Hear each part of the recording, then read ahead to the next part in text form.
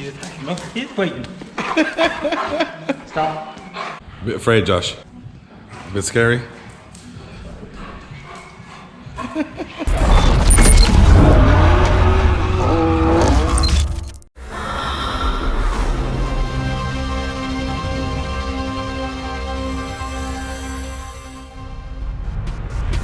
What's going on, guys, and welcome back to the Drift Games vlog. And I know, sorry, we went off the boil a little bit there, but we've been pretty busy for the last couple of weeks and we didn't get much time to film anything for the Drift Games vlog because we started a brand new championship in the Drift Games Nationals, which was incredible.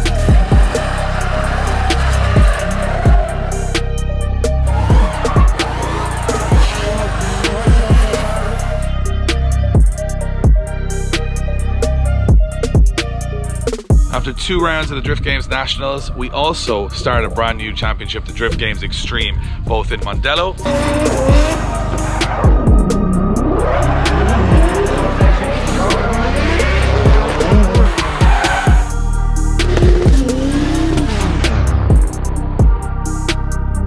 and Drift on the Docks 3 in Dunleary.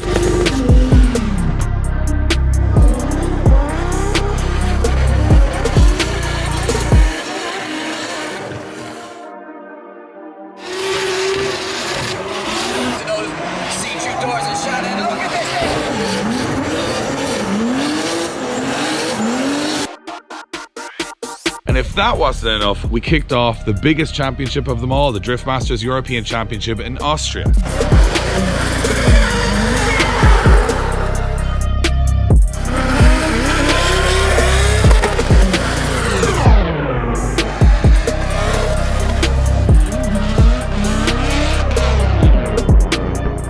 And Drift Games sponsored driver Dwayne McKeever took the win there. But we've got everything moving in the right direction now, so we're going to head back to the Drift Games vlog. I'm going to try and pick up the camera a little bit more for the rest of the season now that everything is moving.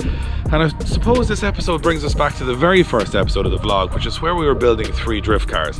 And even though we haven't shown a whole lot in the meantime, a lot has happened. So we've come down here to Current Motorsport where the cars are being worked on, the 2 180SXs. The Mustang we'll get to in a later episode and what went on with that. But let's talk about the 2 180SXs we were building and show you guys what exactly happened, what went right, what went wrong, and the action they've been involved in since we started the vlog. So as we roll into Current Motorsport, we can see this absolutely mint Mitsubishi Starion, which is randomly here, which is absolutely perfect. Just sitting in front of our 2 drift cars, which look pretty nice from the outside, but have had quite a bit of work done since you guys saw them last in our garage. I suppose we shall start with the 180SX on my left, which is kind of the blue and purple one.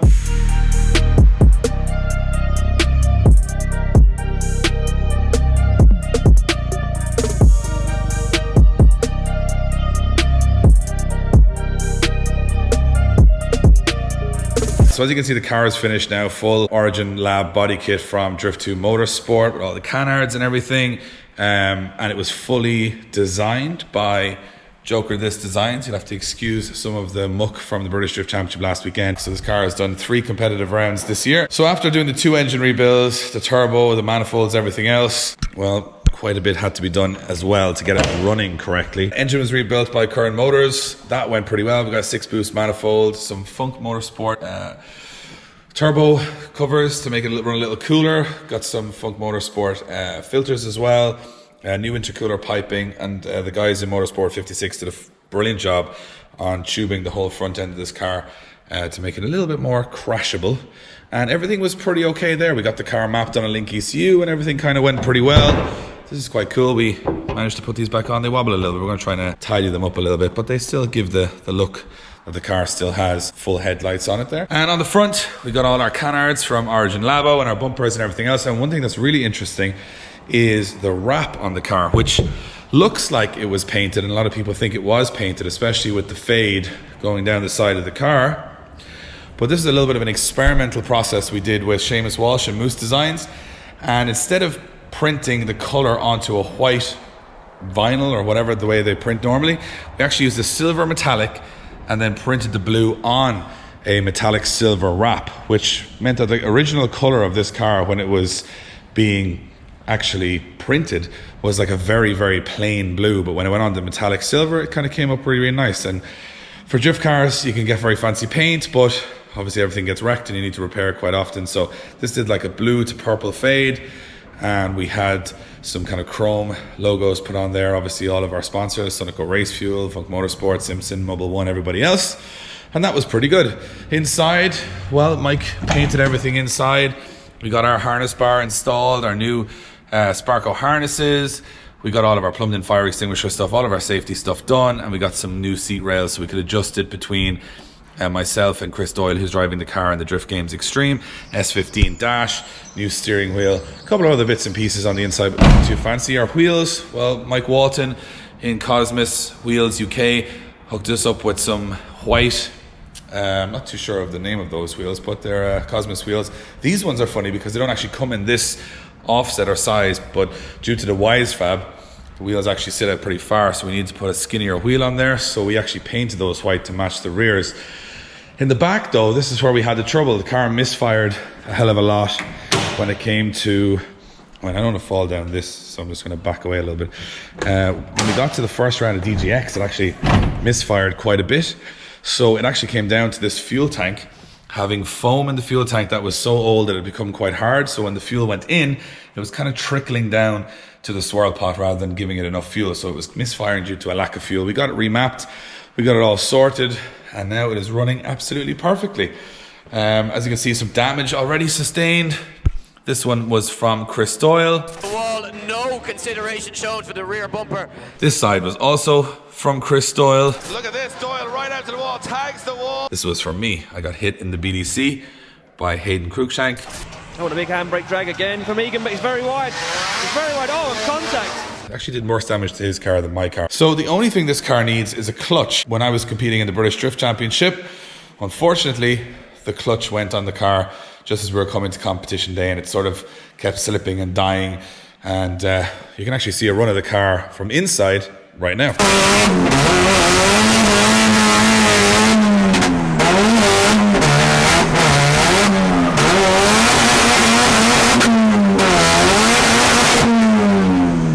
In that clip, you can see the clutch dies off towards the end of the run. It gets very frustrating. I swear quite a bit.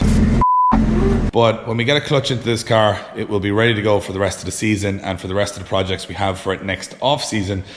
So this one is pretty much ready to rock and roll. I just came over here to grab the back bumper of the 180SX for the video shoot we're doing, and I've got super distracted because there's always cool cars around this yard. Check this thing out. Subaru Impreza Type R 3-door and a Honda Civic Turbo. Random as hell, right? This thing is lovely and absolutely mint condition. These cars are getting really expensive. That was the 3-door, which is the most desirable. And this is a Civic Turbo 4-door, which runs on race fuel. It's pretty cool. Kind of harks back to a different time, right? When this was like the bee's knees, all these Civics and Imprezas, and there's still a couple in Ireland hanging around.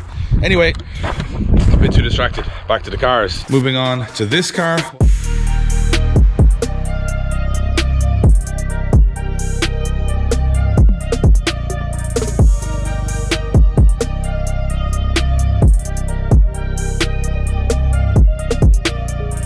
Well, the story was a little bit more disheartening. We started sort of backwards on this car. We put on the Origin Labo kit.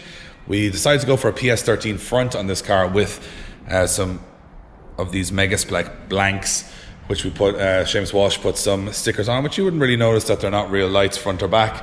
We still have the canards and the underskirts to put on this car from Origin Labo. We have them, we just haven't got around to it yet. And this one, same idea. We painted, it's actually a this is a red that was printed onto a metallic silver vinyl, which came out as orange, kind of a burnt orange, which looked really cool.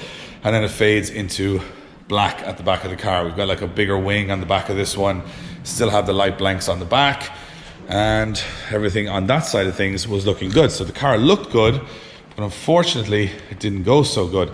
We brought the car down to the dyno to try and get some more power out of it. We tried to change it from sort of a mixed fuel to Sunoco race fuel, and it did a head on the car, which was not pretty good. So it broke a rocker, It then broke another rocker on the dyno, and the plan was for Conor Shanahan to drive this car at round 1 of the Drift Games Extreme. We ended up having to rent the Murray Motorsport PS13 for that event. So here we go, last hole.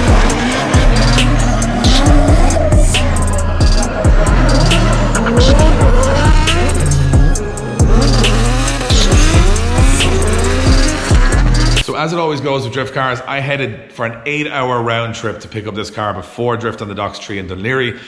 It came off the dyno okay, but when we got to the event, there was a lot of issues, mainly with the engine mounts, the gearbox mounts, and a couple of other mechanical bits that we didn't get time to fix before the event. So here's a shot of Conor Shanahan actually dealing with the engine almost jumping out of the car in Dún Laoghaire, and us calling it a day, saying the car wasn't ready for competition.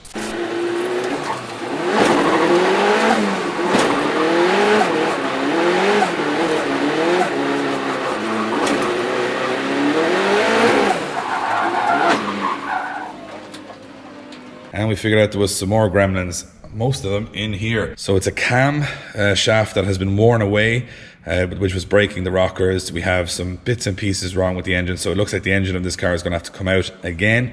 And the actually turbo setup, everything else in this car is actually pretty sweet. Everything in wiring, everything is pretty good. We've got a link ECU in there. The interior of the car actually turned out pretty well. It's very, very tidy inside. Actually a lot tighter than the other car. Flock dash.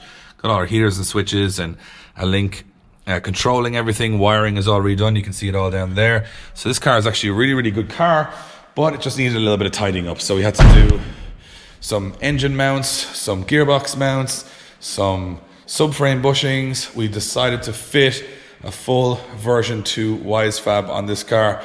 And now we need just some small bits, some brakes, bits and bobs. Nothing crazy really. On this car to finish it off, but just the engine has to come back out.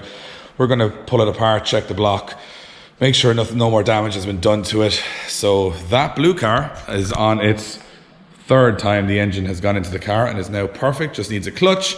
And this one needs the engine back out again. All the small mechanical bits, brake lines, brakes, all that kind of stuff we'll be able to get sorted the next while, but the engine is the biggest worry on that. So that's the next port of call, is to get that engine out and make sure everything is running correctly. And we should have 2 180SXs, hopefully, in action for round 3 of the Drift Games Extreme. Now, a lot of people are wondering why we're building 2 180SXs, well, one with a PS13 front.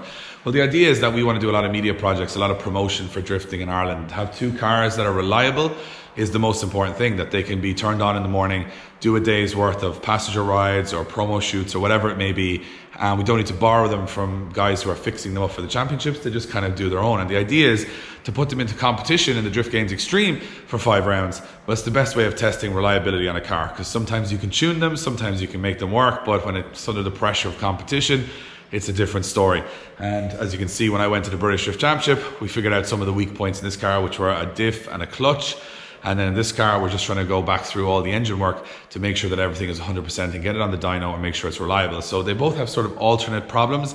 And the big issue is we can't use parts from one to fix the other, because we then end up with one car working and not the other. So it's been a bit of a labor of love to try and get them. And you guys who have drift cars will know you take 1 step forward and 2 steps back a lot of the time.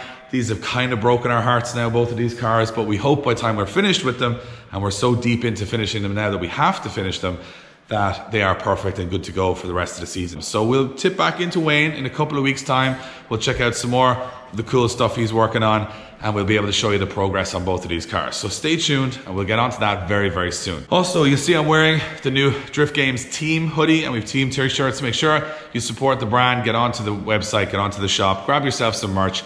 It really helps us. It allows us to, keep moving on content and get a lot of stuff done. And we thank you guys for anyone who's subscribed to the channel already. We really, really appreciate it. And we promise we'll be pushing out a lot more content alongside our Drift Games Live and breakdowns and features as usual for the rest of the year. We've caught up a little bit on the backlog of work, so we're hoping we can get some more videos out weekly and show you guys a little bit more behind the scenes. So that's it from the first episode back on the Drift Games vlog. We apologize for the wait you guys have had. And we just said we'd give you a little catch-up episode. From here on out, we can show you the Ford Mustang that's also getting a lot of work done after a lot of problems with that car as well. So stay tuned, hit the subscribe button, and make sure you hit that bell so you're notified every time we have a new video. And until then, that's all from me on the Drift Games vlog.